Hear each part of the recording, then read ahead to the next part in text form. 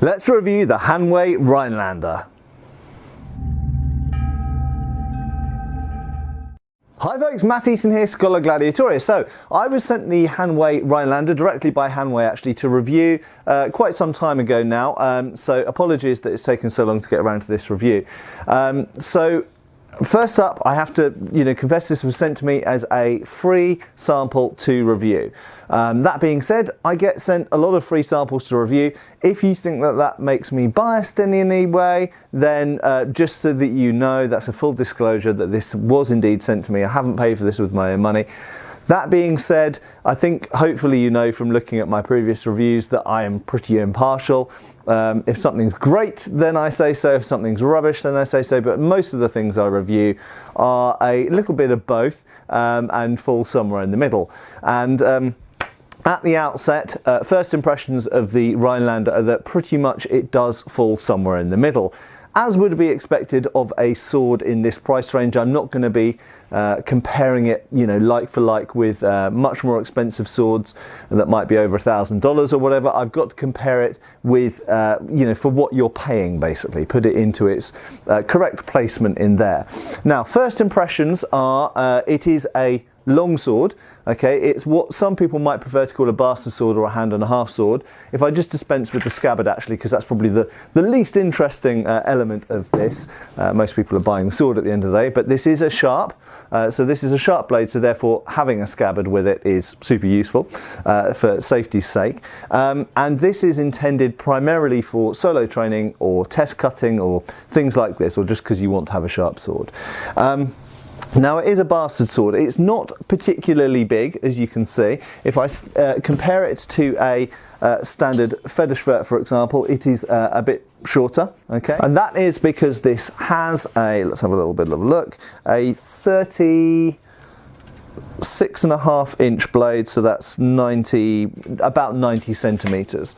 Okay, so it's not a short sword, but it's not a particularly big long sword either. And correspondingly, you'll notice again, if we compare it with a standard Feder or Federschwert, you'll notice that the hilt isn't particularly long either. Now, some people are really big fans of this kind of size of bastard sword, and something we have to say from the outset is that the long swords that lots of us are used to, particularly in HEMA, actually tend towards particularly the hilt length being a bit longer than is typical if we look at historical examples. So if you actually go into museums and private collections, if you actually look at the statistics on a lot of original 14th, 15th, 16th century hand-and-a-half swords, a lot of them are a bit shorter in the blade and a bit shorter in the hilt than perhaps we're used to. Okay, so this is a good sidearm, and it's quite typical of the sort of size of swords that were worn and carried in period. Now, in terms of what this is actually simulating, that's a little bit unclear. It's not a replica of a specific sword from a museum as far as I'm aware, but the one thing which will leap out to lots of you watching this is that it has a side ring. Now, side rings do arguably appear in the 15th century, but really, they don't really appear. They certainly don't become common. They don't become something we see in art or surviving in originals until we're into the 16th century. Possibly, debatably, in the 1490s you start to see them, but really you're looking at the 1500s. So this is a 16th century hand-and-a-half sword. Now, you'll notice that the blade isn't necessarily a blade type which has to sit in the 16th century. This type of blade was actually around in the 13th century, 13th, 14th and 15th centuries, and continued into the 16th century. In fact, this type of blade with a fuller in the first half of the blade was actually less popular in the 15th century, but made a comeback, or seems to have got more popular again in the 16th century.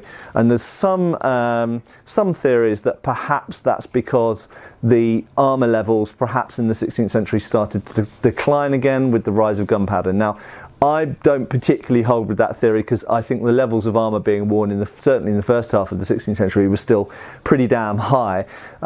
So I'm not sure, but for whatever reason, these types of broader type of more cutting blade, we start to see a resurgence of their popularity in the 16th century. So for me, this is an early 16th century style of sword that I would place in about, say, 1510, 1520, something like that. And it's the sort of sword that a man-at-arms would carry on the battlefield, so someone wearing full plate armour. Occasionally you could find this type of sword being worn by someone like a halberdier or a pikeman or a crossbowman or a gunner, something like this as well. So this is a sort of sword that could be carried by anyone in the early 16th century, and it is a hand and a half sword. It can be used in one hand, incidentally. It's not very nimble or wieldy in one hand, but you can do. If you were using a large pavis or riding a horse and you wanted to use this as a one-handed sword, absolutely you could do, but it's not a particularly nimble sword as a one-handed sword. It's more suited towards two-handed use. Just to quantify that a little bit more, I've just weighed this on my scales, which are extremely accurate, and it is 1,465 grams, 1465 grams. So certainly for a one-handed sword that's pretty heavy.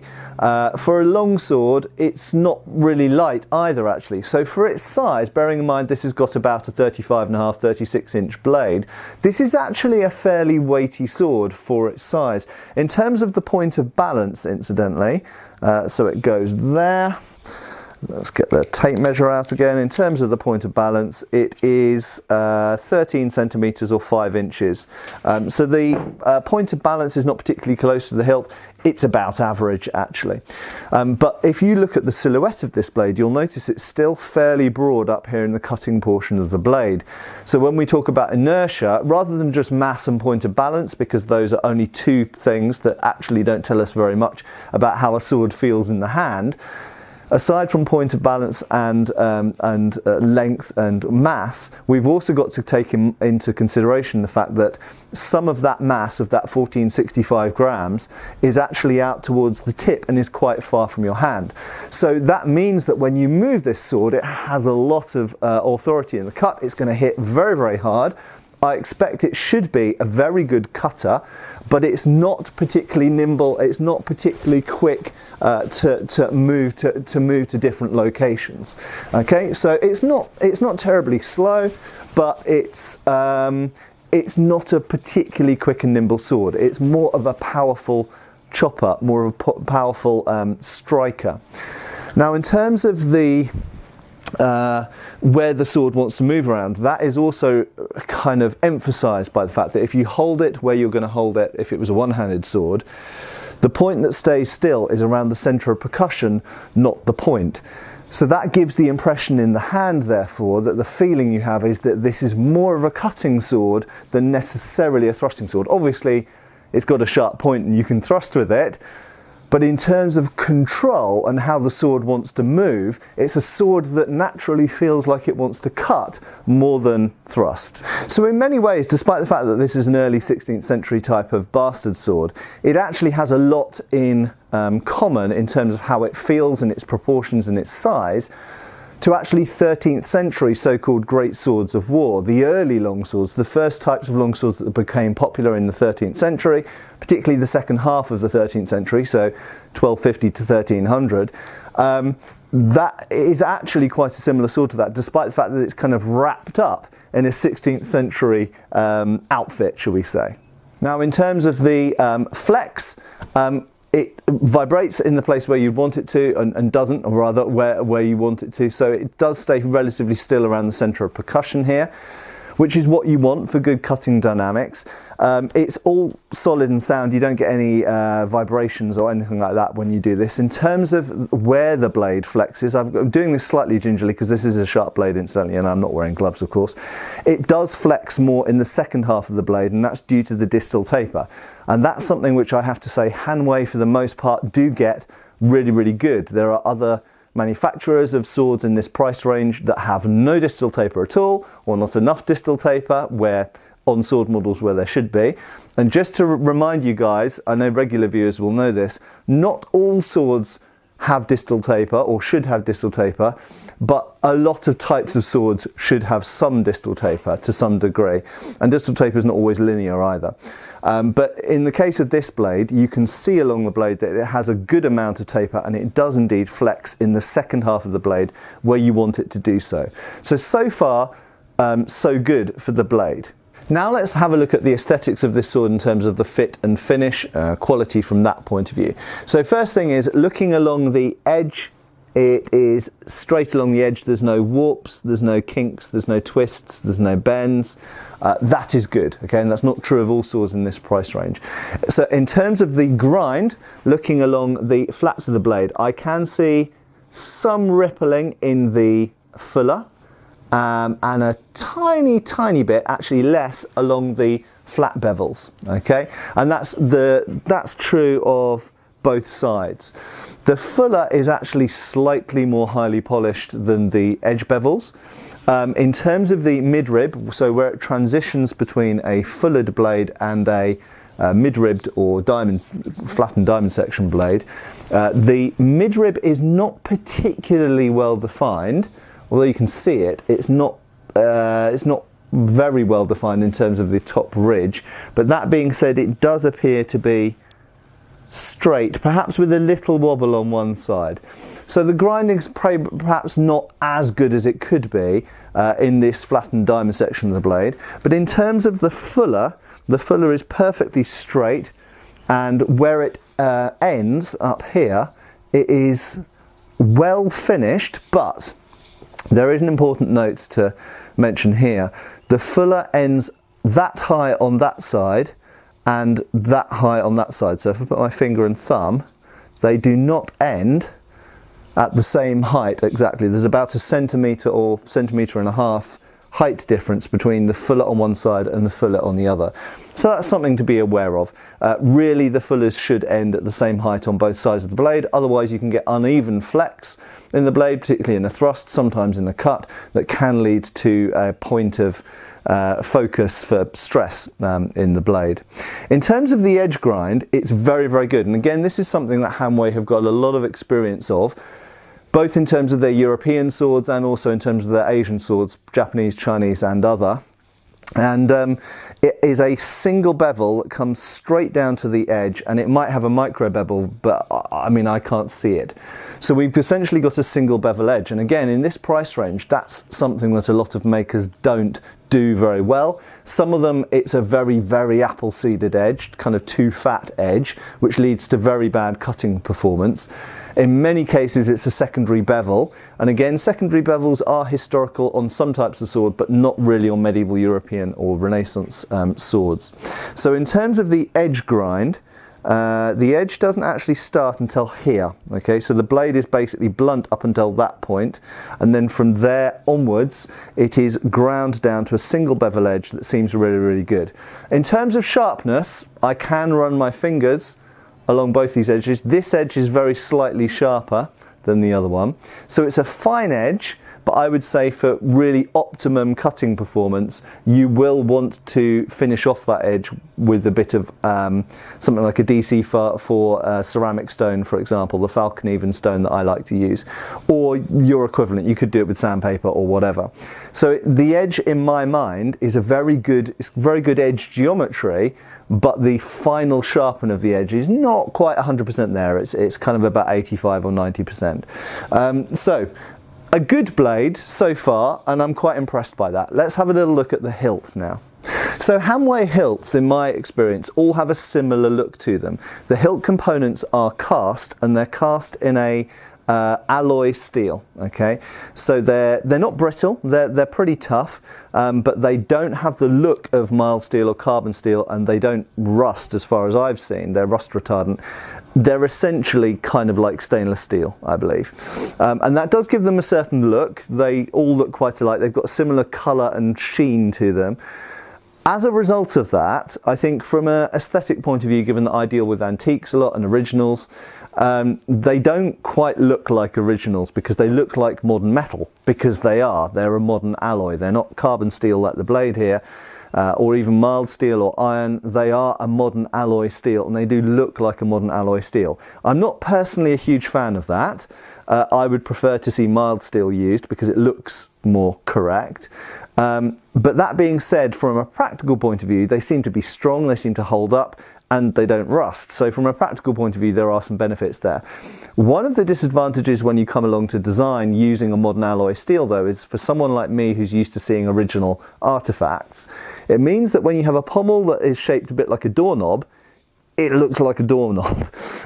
So that's something to be aware for Hanwei. It would be part of my feedback to them, would be like, do something to the pommel to make it more distinctively pommel-like. Because at the moment, if you use a modern alloy steel, like stainless steel, and you make it in the shape of a doorknob, it's gonna look like a doorknob. So I'm personally not really a fan, despite the fact that it's very utilitarian and it works, there's nothing functionally wrong with that pommel, I find it unattractive. Okay, in terms of the guard, I actually quite like the guard. I think it's well done. I like the detailing that we've got here on the side rings that matches the finials of the quillons. Notice quillon, not quillion. A lot of people say quillion. Note where the I is placed in that word. It's a quillon, or quillon if you're speaking French. And so I actually quite like the guard. But nevertheless, there are some things to say about fit and finish. Now, the other thing to mention as well, before I go into the way these components go together, is the matter of the grips. Now, Hanwei grips or most of them anyway, have a similar look, and they're made of a core of, I believe, plastic. I don't believe it's wood. I think it's a type of high impact plastic now, with a thin patent leather or shiny leather glued over the top. And this does have a tendency of scuffing quite easily because it's quite soft leather, it's quite thin, and also peeling off where it joins, so it's just glued on. So the grips on Hanwei swords are not the best, in my opinion. I prefer a wooden grip for traditional reasons, although I understand using modern materials for durability, and for a purely practical sword, I do understand why that might be the case. I have to say as well, I don't actually know what the core of this grip is made of, because I haven't peeled off the leather, but I suspect that it's man-made material rather than wood. But in terms of compression and durability and things like that, there might be some advantages indeed to doing that with the grip. But they do all have a look to them, and that look, again, much like the material that's used for the hilt fittings, has quite a modern look, and I can't say I'm really a huge fan of that, to be honest. I think that having a bit more texture to the leather, having less of a shiny leather, something that maybe was cord bound or had cord texture to the leather, it would just increase, you know, with a relatively small input to the design and manufacture of the sword, it would have a many times bigger output in terms of what the quality of the sword looked like. So for me personally, the grips on Hanwei swords make them look cheaper than really they could do with a little bit more effort.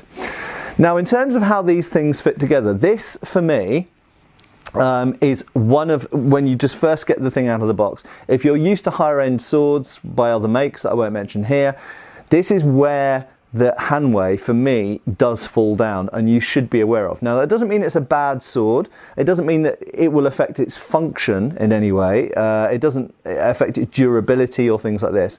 But absolutely, I would want you to be aware and want you to take this away from this review as a major thing, is that these components, blade, guard, grip, pommel, are not put together in a particularly quality or skillful way.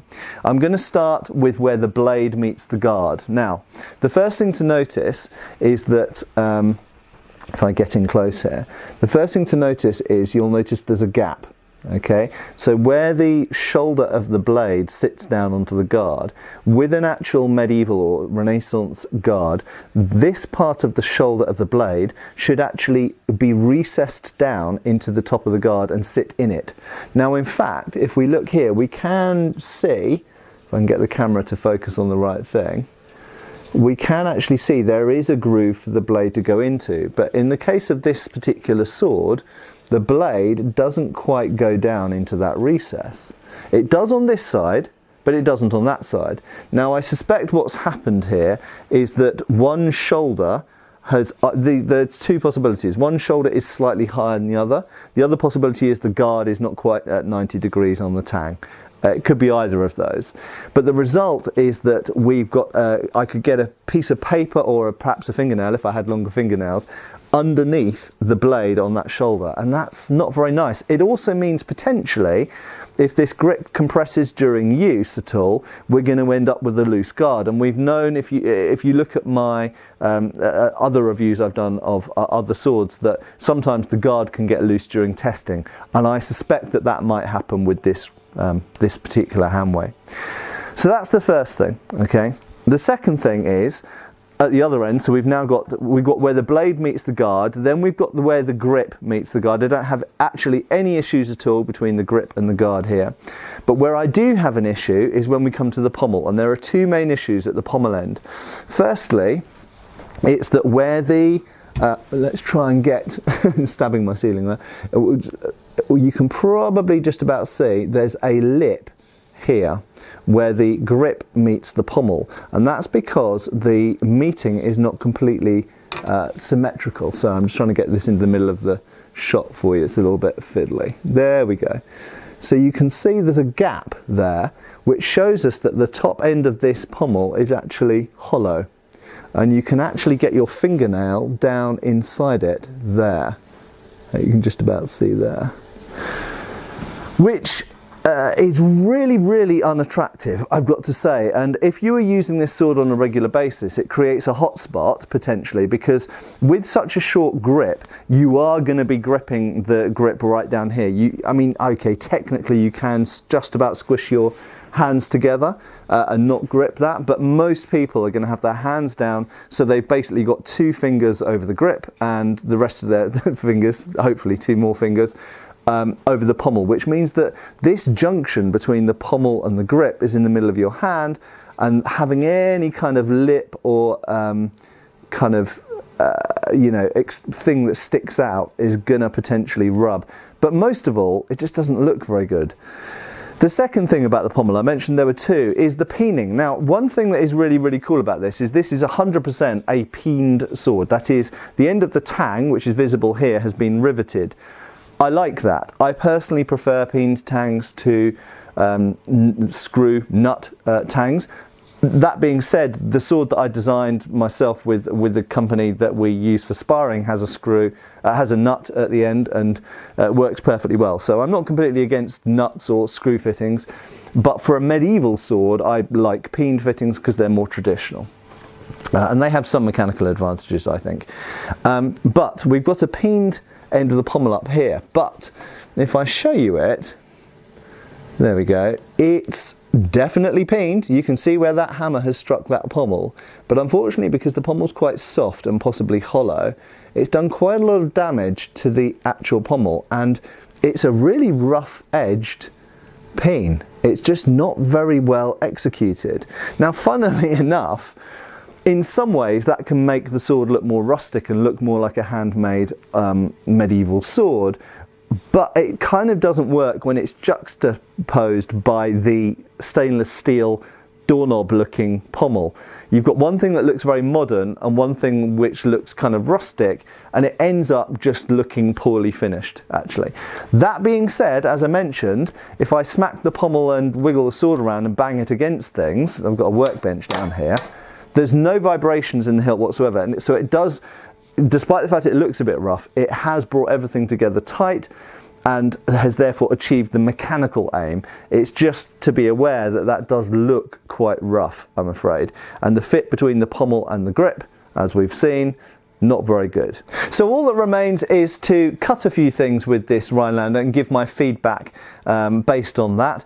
Just to reiterate, really, when I'm doing the cutting that will follow, it's really going to be a testament partly to the edge sharpness, and as we've seen, the edge sharpness isn't fantastic, although the edge geometry is good on this blade. So the main thing we're looking at here is not how well the sword cuts, because I can make the sword cut better by sharpening it better. Okay, the main thing I'm looking at here is how the sword handles, how it tracks, but also durability as well.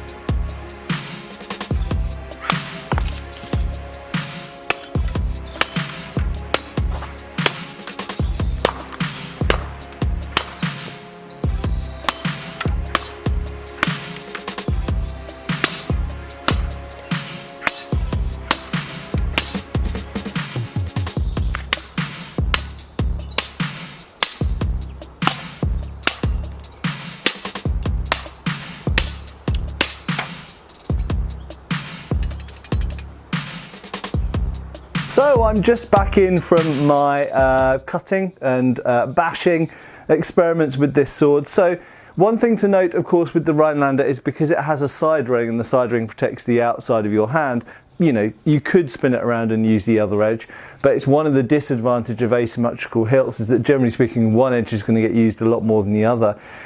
So in this case, I don't know if you'll be able to see on camera, but you can see all of the kind of dirt and abuse is down what's essentially the front edge of this sword. Obviously if I'd done stuff with the back edge cuts and stuff, then we'd have more on the back edge, but I don't in this case.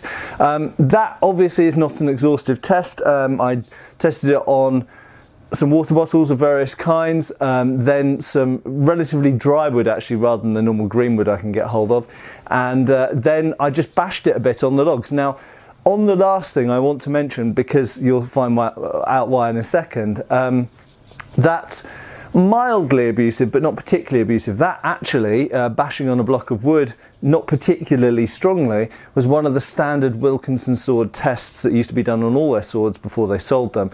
And in fact lots of sword makers today are doing a similar thing, so it wasn't particularly abusive. Now the good news, the blade stood up very, very well. As I mentioned beforehand, a lot of how well it cuts through water bottles comes down to obviously my technique, also how well it's sitting on the stand. I don't know if you noticed, but I was having a lot of problems getting the stand to be level, and so my bottles were falling over prematurely, so to speak. Apparently a lot of people suffer from that. So I wasn't getting a lot of cuts through the bottles because the bottles were falling over very easily because the stand wasn't level. So you've got to bear all of those kind of random little factors in mind. But fundamentally, as I've mentioned in a video not that long ago, one of the problems with cutting tests used in reviews is really, for the most part, how well the sword performs comes down to sharpness, assuming it doesn't break and it stays together, it doesn't bend, that kind of stuff. Basically, you're just measuring the sharpness. Now this blade, I'm running my fingers along either side of it, is not particularly sharp. But that being said, it does have good edge geometry and it's very close to being sharp. A little bit of work by yourself, you could make this super, super sharp. And the good news is this has good edge geometry. It's still cut reasonably well, even though it's not sharp to the touch. And the blade stood up very, very well. There are absolutely no bends, no rolling of the edge or chipping or anything like that, which you definitely hope not to see on a good quality mass manufactured sword like this, which is intended for use. So the blade basically stood up pretty well, and I actually think this is a pretty damn good blade. But, and here's the but, one of the issues I find with Hanwei swords, and I've been exposed to Hanwei swords for almost a couple of decades now, pretty much since they started making them, is they are let down by their hilts, particularly the grips, but also the way that the hilt is assembled and put together. And this is no exception. And this did suffer a failure which may not have been apparent to you yet, and it is not a major failure, but it is nevertheless a minor failure, and it's this, okay?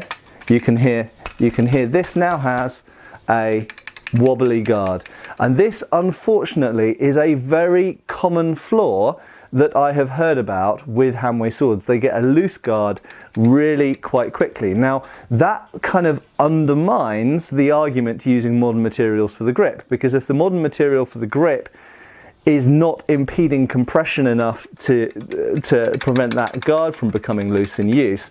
And bearing in mind that was just one session, okay, that was just literally, it was tight at the beginning, it was loose after one session, cutting a few bottles and cutting a little bit of wood and bashing a log maybe 8 times, and that was it. We've got a loose guard already.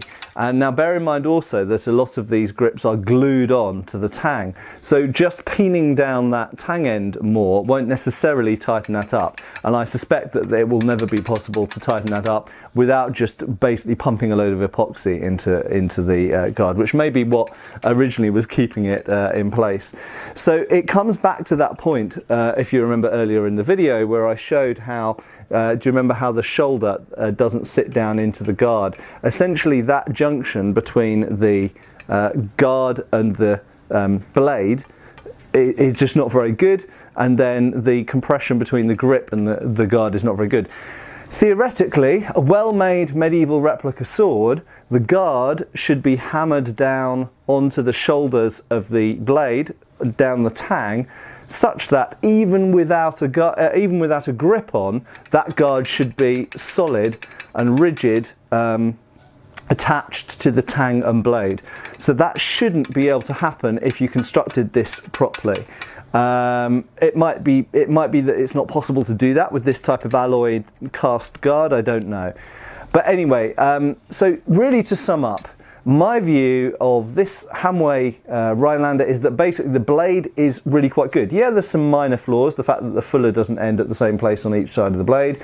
The blade isn't particularly sharp, but it does have good distal taper, it has good flex, the heat treatment seems to be good, the edge geometry, the single bevel, seems to be good. So it's got all of the makings there of a good blade, and fundamentally this is a good blade. I think you could reuse this blade on another hilt without any shame. I think it's worthy of that. It is a decent enough blade, comparable with lots of originals from the 16th century. But with this sword, I think the hilt lets it down. The fit and finish, particularly the pommel junction with the grip, as we mentioned, the rough nature of the peening at the end of the tang there, and really this loose guard thing, which seems to be really a typical problem for Hanweis, really needs to be remedied by having that guard essentially hammered down, snugly fitting and gripping the junction between the blade and the tang a little bit better. So I hope that's been a useful review for you. I do think overall, for the money, this is still a decent sword, but I think you should be aware of the flaws that I've mentioned there, because not only are they flaws with this particular one, but I'm aware of the fact that they are things which come up with other Hanweis as well. And I do think there's something can be remedied. So in terms of feedback to Hanwei, I think looking at how that guard marries up against the blade, absolutely critical. Looking at your grip construction and grip finish, definitely worth doing. And looking at the final quality control of how things like the pommel meets the grip and whether there are any lips or hot spots there, very, very important to do as well. I hope this has been useful. See you again on the channel for another review or a video about history or warfare or weapons. And thanks for watching. I have been Matt Easton, and I will continue to be. See you soon. Thanks for watching. We've got extra videos on Patreon. Please give our Facebook a like and subscribe if you haven't already. Cheers, folks.